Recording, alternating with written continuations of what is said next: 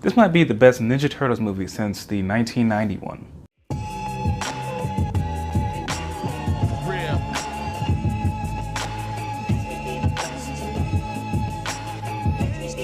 Welcome to the objective review of Batman vs. the Teenage Mutant Ninja Turtles. And in objective review, I break a movie down into 6 categories and assign weights to them, depending on the genre, to have the most honest, unbiased, objective review as possible. And this is really hard to do in this movie review because I absolutely love Batman, huge Batman fan, as you can see. I absolutely love the Ninja Turtles. I love this comic book that it's based off of. I've met the artist and he signed a lot of stuff for me. So I absolutely love both of these stories coming together.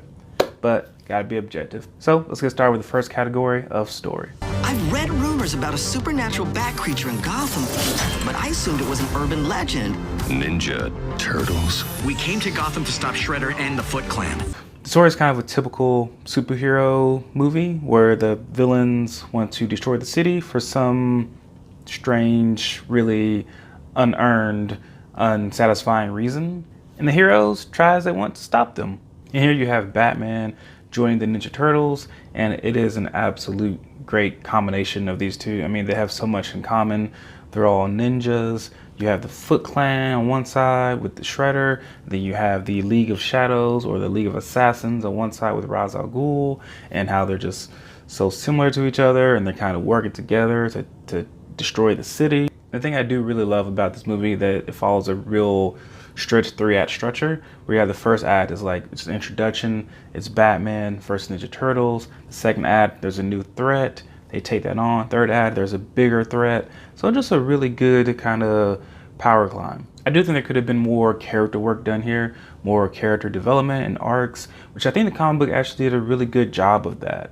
But they kind of held all that out just for the sake of kind of having the general plot of the story. And this general plot of the story is good, but it's not great. So it gets a 7.5 out of 10. That's on to emotion.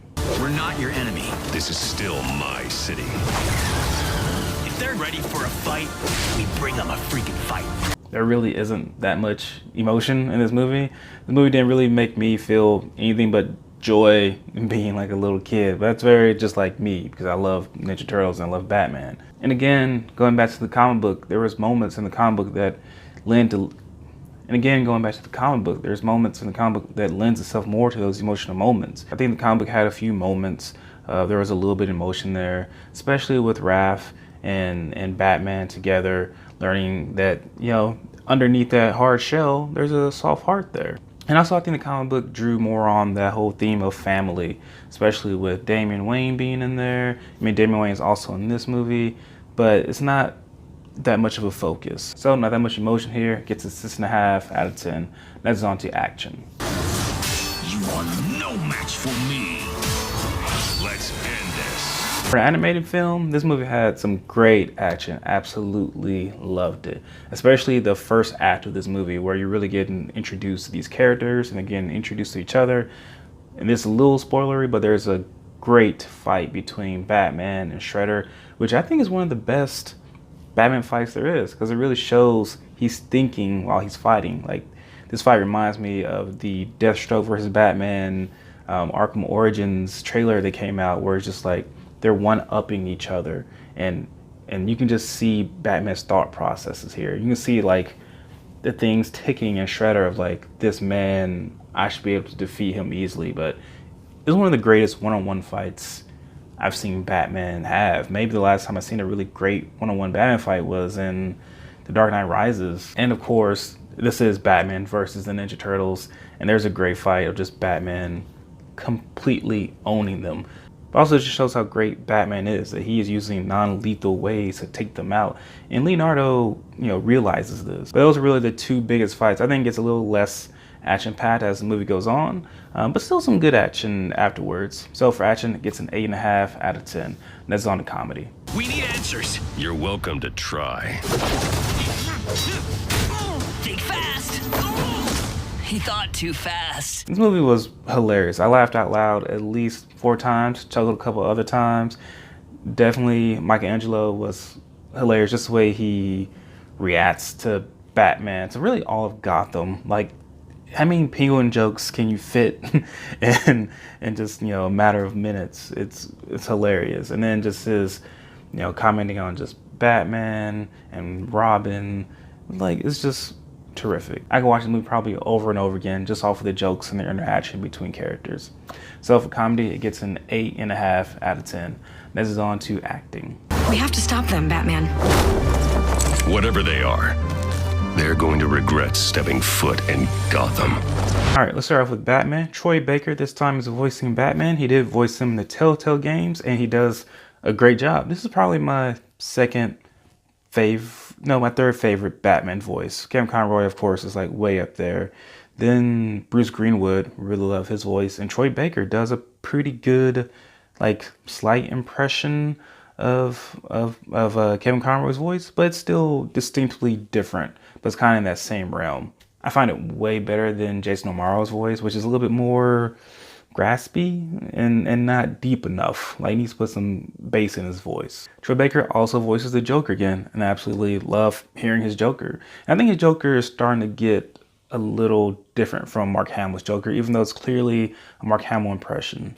The Turtles, I think, were voiced wonderfully. Each of them had a very unique character to them that was really distinct. There are two voices I didn't really love. I didn't love the voice of Damien. Like, Damien comes off as like more of a G golly Robin sometimes, and that's really not Damien. And I think it would have done well to juxtapose a very more serious Damien with a very like comical Ninja Turtle.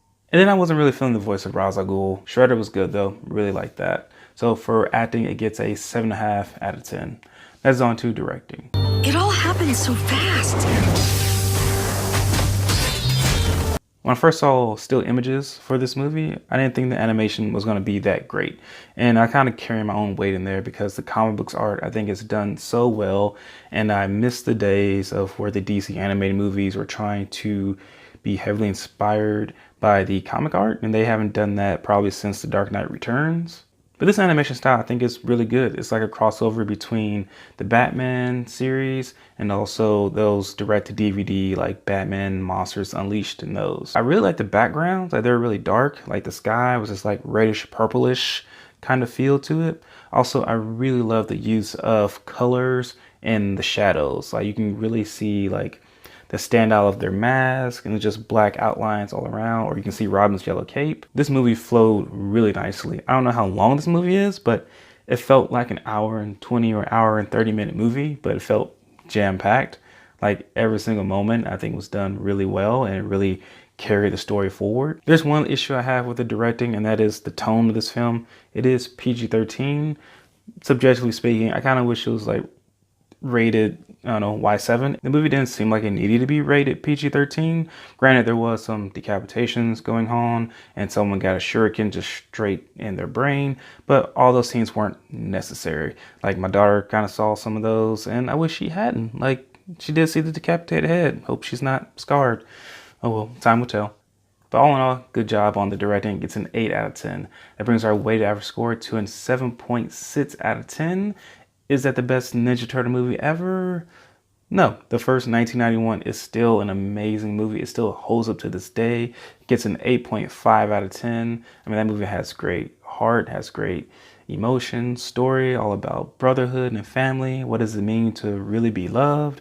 And if you're a lost child, like, just has a big sense of family. Anyway, let me know what you think. What are your favorite Ninja Turtles movie? Are you one of those people that thinks the second one is actually good? I am not one of those people. I'm not a fan of Go Ninja Rap or Vanilla Ice or Super Shredder, but you know what? Who cares about my opinion? Anyway, let me know what you think. Please like, comment, and consider subscribing. And sincerely, thank you for watching. I'm out.